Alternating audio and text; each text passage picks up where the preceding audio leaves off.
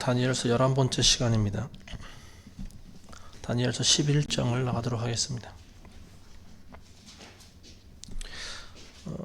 11장은 지난번에 우리가 10장을 살펴봤는데 10장과 이제 연이어서 10장에서 이제 등장하시는 그 인자같이 생기신 분이 나오시는데 이제 이분이 다니엘한테 그 종말과 관련해서 이제 말씀을 하시는 그 내용이 이제 나오고 있는데요. 이 11장에서는 좀 세부적으로 구체적으로 이제 되어질 일들에 대해서 말씀하고 있습니다. 1절과 2절 한번 보겠습니다. 또 메대인 다리오의 첫째 해에 나 곧 내가 서서 그를 지지하고 힘을 돋우어 주었느니라. 이제 내가 진리를 내게 알려주겠노라. 보라, 페르시아에서 아직도 새 왕이 일어날 것이요 넷째는 그들 모두보다 훨씬 더 부유하게 될 것이라. 그의 부로 인한 힘으로 그가 그리스 나라를 대적하여 모든 사람을 선동할 것이라. 지금 11장에 나와 있는 10장과 이어서 메대인 이분이 지금 있는 시점이 언제냐면은 그 10장 초에 나와 있죠. 페르시아 왕 고레스 3년 됩니다. 이 고레스 3년이라고 하면 페르시아 이제 건국 초기 때나 거의 다름없는 때인데요. 이때 이미 앞으로 지금 11장에서 다루고 있는 내용은 이제 페르시아 이후에 헬라가 건국되고 그리고 헬라의 알렉산더 대왕이 죽고 난 그 다음에 그 역사를 다루고 있어요. 그러니까 이 지금 시점에서 이분이 다니엘에게 하시는 이 마지막 때에 대한 말씀이 뭐 무려 한 200~300년 후에나 일어날 일들에 대해서 지금 말씀해 주고 있는 거예요. 자, 1절에 보면 메대인 다리오의 첫째. 그러니까 페르시아가 이제 곧 바벨론을 무찌르고 페르시아가 이제 건립됐을 때 그때 이분이 다리오한테 기름 부었다 이런 말씀이에요. 내가 그를 지지하고 힘을 돋워 주었다. 그 어느 역대 왕들이 하나님을 믿는 왕들은 사실 거의 없다고 볼 수가 있습니다. 근데 제가 전에도 말씀드렸지만 이 모든 민족과 또 역사는요 하나님께서 주관하고 계신다라고 하는 것을 이제 우리가 다니엘서를 통해서 알 수 있고 특히 이제 하나님께서 강하게 기름 부어 세웠던 그런 바벨론의 느부갓네살 왕이라든지 아니면 또 페르시아의 고레스 왕이라든지 그리고 뒤에 나오게 될 헬라의 이제 알렉산더 대왕 그리고 그 이후에 등장하게 될 또 다른 왕들 이런 왕들에게 조차 하나님께서는 그 왕들을 통해서 어떤 역사를 이루어갈 수 있게 하셨다라고 하는 거죠. 자, 2절에 나와 있는 페르시아에서 아직도 새 왕이 일어날 것인데 여기서 말하고 있는 페르시아에서 아직도 새 왕이 일어난다라고 하는 것은 이제 그 뒤에 고레스 이후로 일어나게 될 왕들을 얘기하는 거고요. 캄비세스 그리고 스멜디스 그리고 히스타스피스라고 하는 이 세 왕이 나오는데요. 이 캄비세스와 스멜디스, 히스타스피스라고 하는 사람들은 사실은 어떤 좀 뭐랄까요? 존재감이 좀 없어요. 성경에는 뭐 이들에 대한 기록이 없습니다. 그리고 그 다음에 등장하게 될 이제 크세르크세스라고 하는 네 번째 왕이 등장하는데 이 크세르크세스가 누구냐면 에스더서에 나와 있는 에스더의 남편이 되는 사람이죠. 아하수에로 왕이라고 알려진 이 사람이 바로 이제 크세르크세스입니다. 그리고 이 넷째가 그들 모두보다 훨씬 더 부유하게 될 것이다. 그리고 그의 부로 인한 힘으로 그가 그리스 나라를 대적하여 모든 사람을 선동할 것이다. 이 크세르크세스가 이제 헬라 정복 사업을 하죠. 근데 이제 원래는 그 아버지였던 다리오가 헬라를 정복하다 실패했죠.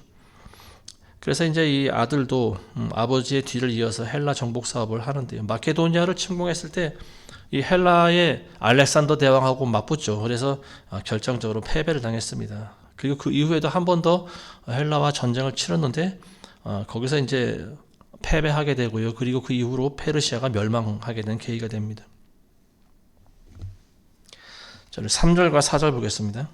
한 막강한 왕이 일어나서 큰 권세로 다스리며 자기 뜻대로 행하리라. 그가 일어설 때 그의 왕국이 부서질 것이며 하늘의 네 바람으로 나눠지게 되리니 그의 후손에게 돌아가지도 아니할 것이며 또 그가 통치했던 자기의 권세대로 되지도 아니할 것이라. 이는 그의 왕국이 뽑혀서 그들 외에 다른 사람에게로 돌아갈 것이기 때문이다.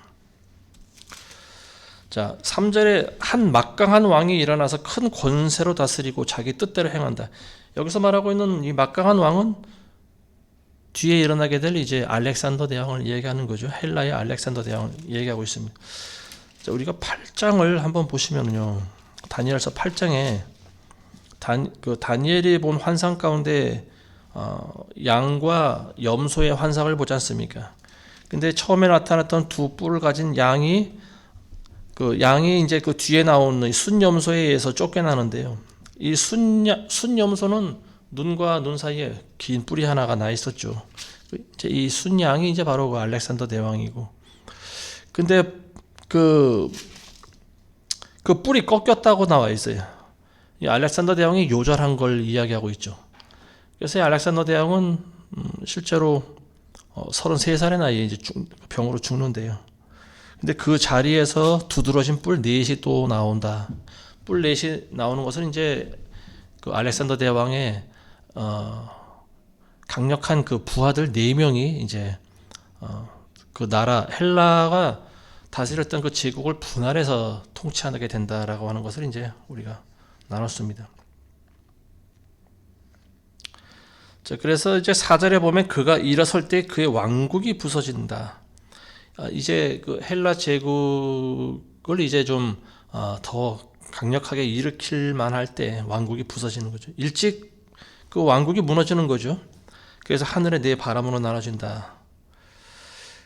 그리고 그의 후손에게 돌아가지 아니할 것이며 또 그가 통치했던 자기 권세대로 되지도 아니할 것이다. 알렉산더 대왕의 아들이 있어요. 그러니까 알렉산더가 일찍 죽었으면 그 아들이 이제 아들이라도 아버지 뒤를 이으면 되는데 그렇게 되지 않는다라고 하는 거죠. 실제로 그 알렉산더의 아들 알렉산더 대왕이 알렉산더 3세고요. 그리고 그 알렉산더의 아들이 알렉산더 4세입니다. 근데 이 알렉산더 아들은 이 4세는요 살해를 당해요. 자기 부하에 의해서 살해당합니다. 카산더라고 하는 부하에 의해서 살해당하는데요. 그리고 또 알렉산더의 이복 동생이 하나 있는데 이 사람은 이제 정신 질환을 앓고 있던 정신 이상자라고 기록되어 있습니다. 근데 이 사람도 역시 암살당해요. 그래서 이 헬라 제국이 알렉산더 대왕의 죽음으로 인해서 알렉산더의 어떤 그 혈육으로 돌아가지 않고 왕위가 그 부하들에 의해서 이제 다스려진다. 이렇게 기록하고 있습니다. 다시 한번 이제 우리가 지난번에 나눴던 그 내용을 8장에 있는 내용을 우리가 살펴보면요. 알렉산더가 죽고 나서 헬라 제국이 4등분 되지 않습니까? 그 동쪽은 리시마쿠스라고 하는 사람이 이제 맡고요. 서쪽은 카산더. 이 서쪽을 맡은 카산더가 이제 알렉산더 대왕의 아들을 암살하죠. 그래서 마케도니아 본토를 차지하고 이 왕국의 서쪽 그쪽 부분을 차지합니다. 자, 그리고 그 다음에 남쪽과 북쪽 이제 이 두 왕조가 사실은 가장 강력한 왕조인데 그 남방 왕조를 이제 톨레미 왕조라고 하는데요. 이 톨레미를 이제 프톨레마이오스라고 합니다, 원래. 그러니까 프톨레마이오스를 줄여서 톨레미 왕조라고도 하는데요. 이게 이제 애굽의 마지막 왕조가 되는 거죠. 그리고 북방 쪽은 그 북방 왕조를 다스리는 그 부하가 이제 셀류쿠스라고 하는 알렉산더의 부하였던 사람, 셀류쿠스가 이제 왕조를 또 세웁니다. 이 셀류쿠스는 시리아와 그리고 그 북쪽 부분을 다스리죠. 그래서 이처럼 그 헬라 제국이 이제 4등분 되는데요. 근데 이 그 리시마쿠스는 이제 나중에 그 남방 왕조였던 북방 왕조였던 셀류쿠스에 의해서 리시마쿠스가 이제 제거를 당합니다. 그래서 이 소아시아 지역과 그 리시마쿠스가 차지했던 그 지역을 이제 북방 왕조, 그 셀류쿠스 왕조가 이제 전부 흡수해 버리게 되는데요. 그리고 이 서쪽을 차지했었던 이 카산더는 그 마케도니아 본토하고 이 왕국 서쪽을 차지하고 있었는데 이 카산더는 이제 나중에 이 카산더 왕조는 로마에 병합이 됩니다. 물론 이 남방과 북방 왕도 나중에 로마 제국에 이제 흡수가 되지만요. 어쨌든 이 헬라 제국의 알렉산더 대왕의 밑에 있던 4명의 장수들 중에서 이 두 왕조는 이제 일찌감치 사라지고 그리고 끝까지 어떤 로마를 로마와 더불어서 그 세력을 균형을 이루었던 왕조가 남방 왕조 그리고 북방 왕조. 그래서 이제 개역 성경에는 남방왕, 북방왕 이렇게 표시를 하고 있습니다. 남방 왕조는 다시 말씀드리지만 프톨레마이오스 왕조, 이집트의 마지막 왕조, 이제 줄여서 톨레미라고도 하고요. 그리고 북방 왕조는 셀류쿠스라고도 합니다. 자, 5절 보겠습니다. 다시 11장 5절로 돌아갑니다. 남쪽 왕은 강할 것이나 그의 통치자들 중 하나는 그보다 더욱 강하게 되어 권세를 가지리니 그의 권세가 큰 권세가 되리라. 자, 이제 여기서부터 이제 남쪽 왕이라고 표시하고 있는데요. 아까 말씀드린 것 같이 남쪽 왕은 톨레미 1세를 얘기하는 거죠.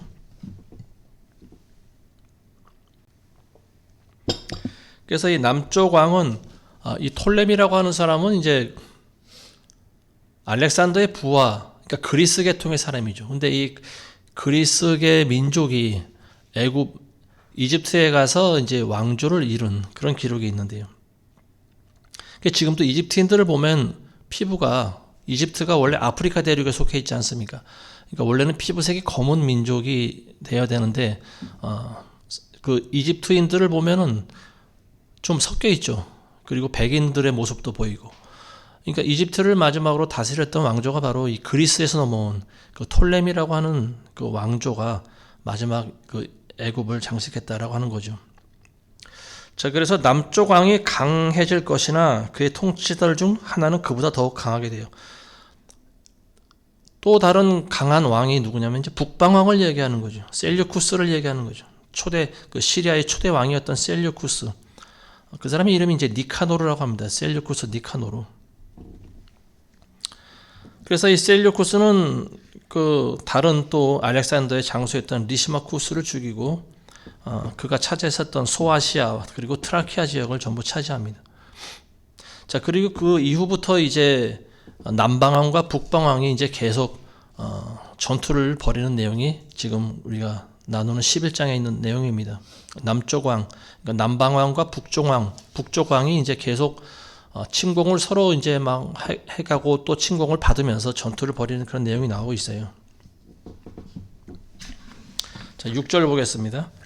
그 해들의 끝에 그들이 서로 연합하리니 이는 남쪽 왕의 딸이 합의를 이루기 위해 북쪽 왕에게 올 것이기 때문이다. 그러나 그녀가 세력을 지탱하지 못할 것이며 그도 그의 세력도 서지 못하리니 그녀와 그녀를 데리고 온 자들과 그녀를 낳은 자와 그 당시에 그녀에게 힘을 도두어 주었던 자가 버림을 당하리라. 자, 이 남방왕과 북방왕이 지금 서로 싸우고 있는 그런 상황이죠. 근데 BC 250년경에 이 두 나라가 동맹을 맺습니다. 그래서 정략 결혼을 하는데요. 그때 이제 톨레미 1세가 죽고 톨레미의 아들이었던 톨레미 2세가 낳은 딸이 있어요. 베레네스라고 하는 딸이 있는데, 그러니까 이 애굽의 남방왕이죠. 톨레미 2세가 자기 딸 베레네스를 북방왕에게 줍니다. 그래서 결혼을 시키는데요. 그 셀류쿠스 왕조의 안티오쿠스 2세, 여기도 이제 안티오쿠스 1세가 죽고 그 아들 안티오쿠스 2세가 그 셀류쿠스 왕조를 다스리고 있었죠. 근데 이 안티오쿠스 2세는 이미 결혼을 한 사람이었어요. 그러니까 이 톨레미 2세는 자기 딸을 후처로 드린 거예요. 자, 그러다 보니까 이 안티오쿠스 2세의 전처가 있었겠죠. 이 전처였던 라우디스라고 하는 여인이 있었는데 이 여인이 아마도 도끼를 품었던 것 같습니다. 그래서 뭐 여러 어떤 과정이 있었겠지만 어쨌든 베레네스, 그러니까 이 애굽에서 시집 온 베레네스하고 그가 이제 안티오쿠스 2세 사이에서 낳은 그 아이를 죽여버리는데 성공합니다. 그리고 자기 남편이었던 안티오쿠스 2세마저 독살시켰다 이렇게 기록하고 있어요. 그래서 이 라우디스라고 하는 여인이 이제 그 셀류쿠스 셀류쿠스 왕조의 이제 실권을 잡습니다. 그래서 그 베레네스, 자기가 죽였던 베레네스와 그들의 동조자들을 전부 다 제거하고, 그리고 자기가 낳은 자기 아들을 이제 왕위에 올리는데 이 사람이 이제 바로 셀류쿠스 2세가 되는 거죠. 칼리니쿠스라고 하는 사람이죠. 자, 그 다음 7절과 8절 보겠습니다.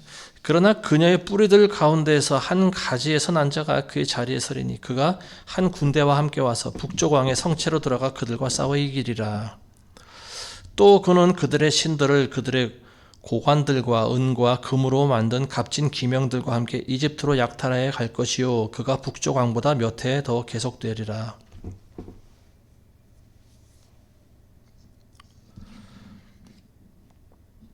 자, 여기 7절과 8절은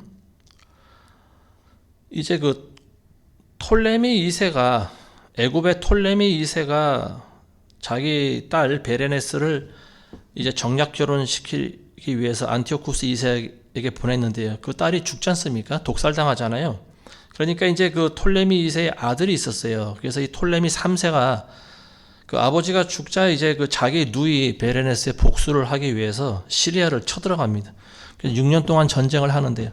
여기서 이제 이 전쟁에서 이기죠. 그래서 톨레미 3세가 자기 누이를 살해한 그 라오디스라고 하는 여인을 죽입니다. 그리고 원수도 갚고, 그리고 그때 수많은 그 북방에 있었던 전리품들을 챙겨오는데요.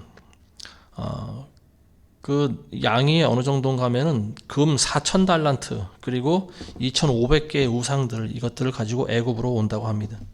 근데 이런 것들이 이제 원래는 그 페르시아의 캄비세스 왕이 그 과거에 애굽에서 탈취해 갔던 것들의 일부다, 이렇게 보여집니다. 자, 9절 보겠습니다. 그러므로 남쪽의 왕이 북쪽 왕의 왕국으로 갔다가 자기 왕국으로 돌아가리라. 그래서 이제 그 톨레미 3세가 자기 누이의 복수를 하고 전리품 챙겨서 이제 다시 왕국으로 돌아간다. 뭐 이런 해석이라고 보면 되겠죠. 근데 이 킹 제임스에서는 이제 남쪽 왕이 북쪽으로 갔다가 돌아간다 이렇게 나와 있는데, 개역 성경에는 이게 정반대로 나와 있어요. 개역에 의하면은 북쪽 왕이 남쪽으로 침공했다가 돌아갔다, 뭐 이렇게 기록을 하고 있는데요. 7, 8절과 9절을 연결시켜 보면은 킹 제임스가 만든 것 같고, 그리고 9절 이후에 10절과 12절, 10절 이후를 보면은요, 개역 성경에 또 기록이 맞는 것 같아요. 실제로 북방 왕이었던 이 셀류쿠스 2세가 그 톨레미 3세한테 보복하기 위해서 그들이 맺었던 그 평화 조약을 파기하고 애굽을 침공하는 그런 기록이 있는데요. 그때 이 셀류쿠스 2세가 톨레미 3세한테 대패한다고 그러죠. 그래서 남은 군대를 이끌고 본국으로 돌아가는데요. 자, 10절을 한번 보겠습니다. 10절에서 12절. 그러나 그의 아들들이 부추김을 받아 많은 군대들의 무리를 모을 것이며 한 사람이 반드시 와서 홍수처럼 휩쓸며 진군하리라. 그 후에 그가 돌아와 선동되어 그의 성체에 이르리라. 그러면 남쪽 왕은 화를 내고 나와서 그와 싸우리니 곧 북쪽 왕과 싸울 것이다. 자, 여기 이 10절의 내용을 10절과 12절의 11절까지 내용을 보면은요, 이 9절의 말씀이 개역이 맞는 것 같아요. 북쪽 왕이 남쪽으로 왔다가 다시 돌아간다라고 하는 말이 맞는 것 같아요. 왜냐하면은 그 11절에 그러면 남쪽 왕이 화를 내고 나가서 그와 싸운다 이렇게 나오지 않습니까? 그러니까 북쪽 왕이 9절에서는 이제 개역의 그 기록이 맞는 것도 같습니다. 어쨌든 계속 보겠습니다. 자, 12절 보면요, 남쪽 왕이 그 무리를 사로잡아 갈 때 그의 마음이 높아져서 수만 명을 넘어뜨릴 것이나 그가 그 일로 힘을 얻지는 못할 것이다. 자, 10절 전반부에 보면 그의 아들들이 부추김을 받아 많은 군대의 무리를 모은다 이렇게 나와 있어요. 자, 여기서 그 아들들은 이제 북방왕이었던 셀류쿠스 2세인가요? 가만있어 봐. 셀류쿠스 2세죠. 셀류쿠스 2세의 아들들이 둘이 있는데, 하나는 셀류쿠스 3세고 또 하나는 안티오쿠스 3세. 이 두 아들이 있어요. 근데 이 셀류쿠스 3세가 나중에 먼저 왕이 되는데요. 이 셀류쿠스 3세는 이제 소아시아를 정복하기 위해 전쟁에 나갔다가 부하들한테 살해됐다라고 하는 기록이 있습니다. 자, 그래서 셀류쿠스 3세의 뒤를 이어서 안티오쿠스 3세가 또 왕이 되죠. 이 안티오쿠스 3세라고 하는 사람도 역사에서 보면은 그 영향력이 굉장히 그 존재감이 강한 사람 중에 하나입니다. 이 사람이 이제 그 나중에 왕이 된 다음에 페니키아 그리고 팔레스타인도 원정 전부 정복을 하죠. 이 안티오쿠스 3세가 이제 원정길에 나서는데요. 이 드디어 이제 남방왕 톨레미 4세하고 전쟁을 벌입니다. 근데 이 남방왕한테 지죠. 그래서 이제 패배하게 되는데요. 그래서 이제 그 북방왕이었던 이 안티오쿠스 3세는 다시 자기 나라로 돌아가고요. 이 남방왕은 승리를 했기 때문에 이제 마음이 교만해지죠. 그래서 12절에 보시면 그의 마음이 높아져서 수만 명을 넘어뜨릴 것이나 그가 그 일로 힘을 얻지는 못할 것이라 이렇게 나와 있습니다. 이 남방왕이었던 톨레미 4세가 이 안티오쿠스 3세와의 전쟁에서 승리하고요. 마음이 교만해진 것 같습니다. 그래서 그때 어떤 일이 있었는가 하면 이 톨레미 4세가 팔레스타인 지역에 들어갔을 때 거기 예루살렘 성전에 들어갔다고 합니다. 그리고 지성소를 들어갔다고 하는데요. 이 지성소 안에는 대제사장 밖에는 들어가지 못하는 그야말로 성역 중에 성역 아니겠습니까? 어쨌든 이 톨레미 4세가 그 교만해진 마음을 가지고 이 지성소에 들어갔다가 그 후에 이제 죽는데요. 그 이유는 정확히 나와 있지 않습니다. 원인 모를 이유로 죽는다고 나와 있어요. 아마도 하나님의 진노를 사서 죽었겠죠. 자, 그다음 13절입니다. 이는 북쪽 왕이 돌아올 것이며 전보다 더 큰 무리를 일으키고 또 큰 군대와 많은 부를 거느리고 몇 년 후에 반드시 올 것이기 때문이다. 자, 12절에 그 남방 왕이 그 북쪽 왕과 싸워서 승리를 하죠. 그리고 그 많은 포로를 끌고 가고 수만 명을 넘어뜨릴 것이나 그가 그 일로 힘을 얻지 못할 것이다. 하나님의 지성소에 들어간 일로 이제 죽게 되는 거죠. 그래서 힘을 얻지는 못한다라고 하는 거예요. 그리고 또 이후에 13절에 보면 북쪽 왕이 다시 또 돌아온다고 나와 있죠. 이 안티오쿠스 3세가 남방 왕과 싸워서 애굽을 침공하다가 실패를 했죠. 그래서 돌아갔는데 나중에 다시 힘을 또 기릅니다. 그래서 페르시아하고 아시아를 정복하고 이제 부와 영토를 이제 늘리죠. 그래서 그 다음에 이제 남방을 다시 쳐들어가기로 이제 계획하는데, 근데 또 시기 적절하게도 그 애굽이 그 내정이 굉장히 좀 불안해 있는 그런 상태였어요. 그래서 이 안티오쿠스 3세가 다시 그 애굽의 톨레미 왕조를 공격합니다. 이 안티오쿠스 3세는 그 알렉산더 대왕 이후로 가장 많은 그 헬라가 다스렸었던 그 많은 그 제국의 영토를 차지했던 왕이 바로 이 안티오쿠스 3세입니다. 자, 그다음 14절에서 16절 보겠습니다. 그때 많은 사람이 남쪽 왕을 대항하여 일어설 것이며 내 백성의 강도들도 그 환상을 세우려고 스스로를 높일 것이나 그들은 넘어지리라. 그러므로 북쪽 왕이 와서 토르를 쌓고 가장 견고한 성읍들을 취하리라. 남쪽의 군대들과 그의 택한 백성도 저항하지 못할 것이며 저항할 어떤 힘도 없을 것이라. 그러나 그를 대적하러 오는 자가 자신의 뜻대로 행할 것이며 아무도 그 사람 앞에 설 사람이 없을 것이라. 그가 영광스러운 땅에 살 것이요 그 땅은 그의 손에 의하여 진멸되리라. 자, 이제 안티오쿠스 3세가 애굽을 쳐들어가는데요. 당시 그 애굽의 톨레미 왕조는 그 톨레미 4세가 지성소에 들어가서 일찍 죽지 않습니까? 그러니까 이제 왕이 될 사람이 없는데 아들이 몇 살 먹었냐면 그때 불과 4살밖에 되질 않았어요. 그러니까 4살짜리 왕이 이제 톨레미 5세죠. 이 톨레미 5세가 왕이 됐는데 이 애굽 왕조에서는 이제 끊임없이 내부적인 그런 다툼이 있었던 것 같습니다. 왕이 어리니까 이제 그 밑에 있는 신하들이 서로 분쟁을 일으켰던 것 같습니다. 자, 14절에 보면 내 백성의 강도들도 그 환상을 세우려고 스스로를 높일 것이나 넘어지리라 이런 말을 하고 있는데요. 이게 정확하게는 무슨 말인지를 잘 모르겠어요. 근데 어쨌든 내 백성의 강도들, 여기서 내 백성이라고 하는 것은 이스라엘 백성들을 이야기하고 있는 거죠. 그러니까 이 인자 같으신 분이 다니엘에게 지금 마지막 때 일어날 일들에 대해서 설명하고 있는 거 아니겠습니까? 다니엘한테 내 백성이라고 했으니까 여기서 내 백성은 이스라엘 백성들 이야기하는 거예요. 근데 내 백성의 강도들이라고 나와 있는데, 그러니까 이스라엘의 어떤 정통성을 망각한 어떤 그런 적과 결탁한 그런 사람들을 이제 강도들이다 이렇게 표현한 것 같습니다. 실제로 그 당시 이스라엘 사람들 가운데서요, 그 안티오쿠스 3세에게 동조한 사람들이 있었다고 해요. 그래서 그 팔레스타인을 이제 독립시키려고 했던 사람들이 있었는데 친셀류쿠스파라고 하는 사람들이 그 당시에 있었습니다. 이 사람들을 내 백성의 강도들이다 이렇게 표현하는 것 같아요. 보면 자 15절과 16절에 보시면은 이 내용은요, 이 안티오쿠스 3세가 마케도니아를 다스리던 그 빌립 왕하고 동맹을 맺습니다. 그래서 이 두 나라가 이제 그 톨레미 왕조, 그러니까 애굽의 톨레미 왕조를 공격하는데요.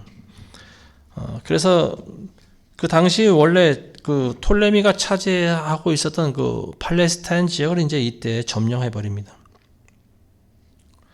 16절에 나와 있는 그를 대적하러 오는 자가 이제 바로 이제 그 안티오쿠스 3세를 이야기한다 이렇게 볼 수가 있겠죠. 그는 또한 그의 온 17절이요. 그는 또한 그의 온 왕국의 힘으로 진입할 태세를 갖추고 사람들로 그와 더불어 관계를 정립시키면 그가 그렇게 하리라. 또 그가 여인들의 딸을 그에게 주어 그녀를 부패시키려 할 것이나 그녀는 그의 편에 서지 못하고 그를 위하지도 못하리라. 자, 이 안티오쿠스가 이 남방 왕인 그 애굽의 톨레미 왕조와 이제 계속 전쟁을 몇 번 벌였는데요. 근데 나중에는 이제 그 애굽에 대한 정책을 바꿨다고 그러죠. 그래서 평화 조약을 맺기로 하는데요. 그 전에도 그 자기 조상 선대 왕들에게도 있었지만은 이번에는 이제 그 톨레미 5세의 왕비로 자기 딸을 주는데요. 이 안티오쿠스 3세가 딸이 있었나 봐요. 근데 그 딸의 이름이 클레오파트라라고 하는 딸이 있습니다. 클레오파트라는 이제 역사에서도 나오고 이제 영화로도 등장한 그 여인인데 우리가 알고 있는 그 클레오파트라가 아니고요. 우리가 아는 그 클레오파트라는 클레오파트라 7세입니다. 지금 여기 나와 있는 안티오쿠스의 딸은 클레오파트라 1세예요. 이 클레오파트라 1세를 이제 그 애굽의 왕비로 줍니다. 톨레미 5세의 왕비로 줘요. 이름은 정확히 한 이름은 나와 있지 않는데 어쨌든 클레오파트라라고 하는 여인들이 이제 계속 나오고 있습니다. 그래서 이 안티오쿠스 3세가 자기 딸을 남방 왕한테 줘서 이 톨레미 왕조를 자기 어떤 영향력 가운데 두려고 했던 거죠. 이제 자기 딸을 시집 보내서 이제 그 톨레미 왕조를 이제 자기 마음대로 좀 좌지우지하려고 했던 것 같습니다. 근데 예상치 못한 결과가 나타났는데 그게 뭐냐면 이 클레오파트라가 자기 아버지를 배신하죠. 그래서 남편 톨레미 5세하고 결탁하죠. 그리고 톨레미 왕조가 이제 로마와 동맹을 맺게 됩니다. 그래서 그 당시 이제 강력한 또 나라로 부상하게 됐던 로마하고 이제 이 애굽의 톨레미 왕조가 손을 잡게 된 거예요. 그러다 보니까 이 북방왕이었던 안티오쿠스 3세가 치명상을 입습니다. 자, 18절부터 19절 보겠습니다. 이후에 그가 그의 얼굴을 섬들로 돌이켜 많이 취할 것이나 한 통치자가 그에 의해 주어진 비난을 자기를 위해 중단시킬 것이요 그 비난을 그에게로 돌려 자기에게는 없게 하리라. 그 후에 그가 그의 본토 요새를 향하여 그의 얼굴을 돌릴 것이나 그가 걸려 넘어지리니 다시는 보이지 아니하리라. 여기서 나와 있는 그가 그의 얼굴을 섬들로 돌이켜 많이 취한다. 그라고 하는 사람이 이제 안티오쿠스 3세를 말하는 거죠. 그래서 그동안 이제 안티오쿠스 3세는 어떤 자기 아버지와 할아버지의 그 수건이었던 남방 애굽을 치는 그 정책을 조금 바꿉니다. 그래서 애굽을 이제 치자니 너무 자기 힘이 좀 부족하기도 하고 애굽이 이제 로마와 손을 잡자 보니까 이 사람은 이제 다른 쪽으로 시선을 돌린 거죠. 그래서 서쪽, 지중해 연안 쪽, 그리고 그곳을 점령해 버립니다. 근데 어쨌든 BC 190년에 이 안티오쿠스 3세는 로마 전쟁을 피할 수가 없어서 다시 로마와 싸우는데요. 거기서 이제 대패하죠. 그래서 본국으로 도망가서 이제 쫓겨오는데요. 도망오고 나서 이제 그 후유증 때문인지 모르지만 3년 있다가 세상을 뜹니다. 죽어요. 자, 우리 20절 보겠습니다. 그러면 그 왕국의 영화 속에서 세금을 거둔 자가 그의 자리에 서게 될 것이나 그는 며칠이 못되어 분노함이나 전쟁 없이 멸망하게 되리라. 자, 이 안티오쿠스 3세의 뒤를 이어서 이제 또 그 아들 셀류쿠스 4세가 왕이 되는데요.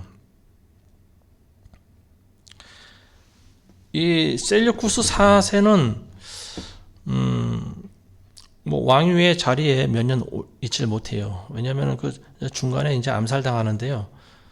이 셀류쿠스 4세는 그 자기 영토에 있던 그 많은 그 자기 제국 휘하에 있었던 백성들한테 강제로 세금을 걷습니다. 먹고 살기도 힘든 백성들한테 세금을 거둘 수밖에 없었던 이유가 뭐냐면 전쟁 배상금을 물어야 되기 때문에 그러는 거죠. 그러니까 자기 아버지 안티오쿠스 3세가 벌였던 전쟁, 많은 전쟁이 있지 않습니까? 근데 특히 마지막 때 벌였던 그 로마와의 전쟁에서 대패하게 되는데요. 그 당시 이제 그 일약 그 제국의 1인자로 떠오르게 된 로마가 아무래도 힘이 강하다 보니까 로마의 요구를 들어주지 않으면 안 되는 그런 상황이었던 것 같습니다. 그래서 이 로마 황제가 이제 그 안티오쿠스 3세의 아들이었던 안티오쿠스 3세의 그 뒤를 이어서 셀류쿠스 4세 왕이 된 사람에게 이제 아버지 대신 네가 이제 그 배상금을 물어라. 아마도 이런 명령을 내렸던 것 같습니다. 자, 그래서 이 셀류쿠스 4세가 전쟁 배상금을 물기 위해서 이제 전국의 모든 이제 세무장이들을 다 동원했겠죠. 그때 재무장관의 자리에 있었던 사람이 이제 헬리오도루스라고 하는 사람이 있는데요. 이 헬리오도루스는 이제 왕의 명령을 받아서 그 전국에 있는 그 국민들의 이제 그 피해를 다 빨죠. 그래서 세금을 걷는데 나중에 이 헬리오도루스라고 하는 이 재무장관에 의해서 결국 이 셀류쿠스 4세가 이제 독살당하는 걸로 역사는 기록하고 있습니다. 자, 20절까지 이제 볼 텐데요. 이제 다음번에 21절 보면은요. 21절에 보면 이제 한 비열한 사람이 나타나게 된다 나와 있는데 안티오쿠스 4세를 얘기하는 거예요. 이 안티오쿠스 4세가 안티오쿠스 3세 뒤를 이어서 이제 굉장히 역사적으로 굉장히 그 많은 그 존재감이 드러난 사람인데요. 이 4세가 이름이 이제 에피파네스라고 하는 사람이죠. 안티오쿠스 에피파네스라고 이제 우리가 한 번 정도 들어본 사람일 텐데 이 사람이 이제 예루살렘에 들어가서 또 많은 그런 참 하나님의 성소를 더럽히게 하는 그런 일도 저지르죠. 자, 21절부터는 이제 우리가 또 그 영적인 그런 해석을 같이 곁들일 필요가 있는 것 같습니다. 자, 20절까지 우리가 이제 오늘 살펴볼 텐데요. 여기까지 이제 내용이 다시 한번 정리를 하면은요. 헬라의 강력한 군주였던 알렉산더 대왕이 일찍 요절하고 그리고 그 부하 4명이 이제 헬라 제국을 분할해서 통치하다가 그리고 이제 두 왕들은 이제 또 사라져버리고 남아있는 왕들이 남방왕 남방왕이었던 톨레미 왕조 그리고 북방왕 셀류쿠스 왕조 이 두 남방왕과 북방왕이 계속해서 싸우고 있는 내용을 우리가 지금 살펴봤습니다. 여기서 말하고 있는 남방왕과 북방왕은 한 사람을 지칭하는 게 아니죠. 아버지였던 남방왕도 그 다음에 아들도 남방왕으로 지칭하고 있고요. 그리고 그 손자도 남방왕이었고 그러니까 남방왕이라고 하는 것은 남방왕조를 말하는 것이다 이렇게 보면 될 것 같고요. 북방왕도 마찬가지예요. 북방왕이 한 사람을 말하는 것이 아니고 왕조를 이야기하는 겁니다. 그러니까 이 남쪽 남방왕을 대표할 수 있는 것이 이제 애굽이죠. 지금 우리의 해석으로 이걸 이제 어떻게 봐야 될 것인가? 지금 뭐 계속 남쪽 왕과 북쪽 왕이 지금 싸우고 있는 그런 내용이 나오고 있는데요. 이건 이제 뭐 이미 지나갔던 역사의 이제 한 순간들이었고, 이런 부분들이 이제 마지막 때에 우리에게 이제 어떠한 교훈을 줄 것인가? 이제 우리가 이제 그걸 살펴보는 거죠. 자, 역사의 시점에서 우리는 항상 떠올릴 수 있는 한 분이 바로 메시아입니다. 예수 그리스도의 탄생이죠. 그래서 2000년 전에 탄생했었던 예수 그리스도가 탄생하기 이전에 이 세계사가 어떻게 진행되었는지를 아는 것은 굉장히 중요한 부분입니다. 왜냐하면은 성경의 역사라고 하는 것은 사실 돌고 돌지 않습니까? 모든 나라의 역사가 그렇지만 이 다니엘에게 주어진 계시의 때, 마지막 때 주어진 이 계시의 때도 역시 다르지 않을 것이라고 보여지는데요. 이제 우리가 기다리고 있는 예수 그리스도의 재림을 앞두고 지금 이 세계가 어떻게 변화되고 있는가를 아는 것은 예수님의 오시는 것에 대해서 우리가 깨어 있을 수 있게 해주는 그런 조건이 아닌가 싶습니다. 남방왕이 지금 누구인가, 북방왕이 누구인가.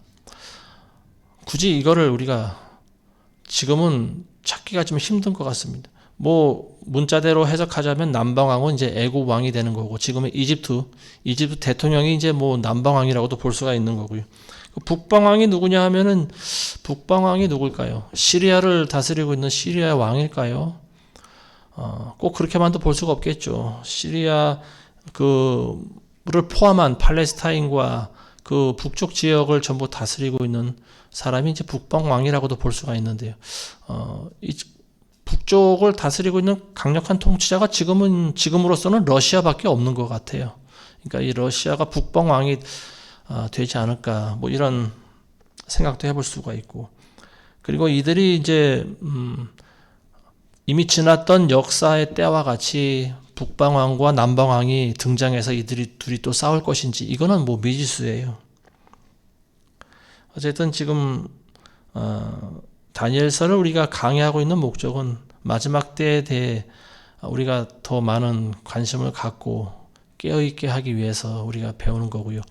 사실 이러한 세계사적인 역사를 알고 모르고는 별로 중요하지 않는 것 같아요. 뭐 안티오쿠스가 누구고, 셀류쿠스가 누구고, 뭐 프톨레마이오스가 누구고, 뭐 발음하기도 어려운 이 사람들을 우리가 또 외우고 이 사람들이 어떻게 싸웠는지를 아는 것은 뭐 그닥 중요하지는 않은 것 같습니다. 중요한 것은 이제 아까도 말씀드린 것과 같이 메시아의 등장이 중요한 거겠죠. 메시아가 언제 등장할 것인가. 초림 때도 그랬지만 어쨌든 메시아의 등장은요, 메시아가 언제 오실지에 대해서는 많은 학자들의 관심이 쏠려 있고, 또 그렇지만은 이제 이거는 제가 봤을 때는 사실 대부분의 사람들은 메시아의 등장에 관심이 없죠. 메시아의 그 재림에 대해서 관심을 갖는 사람들은 이제 기독교인들, 그리고 또 종교인들 외에는 없는 것 같습니다.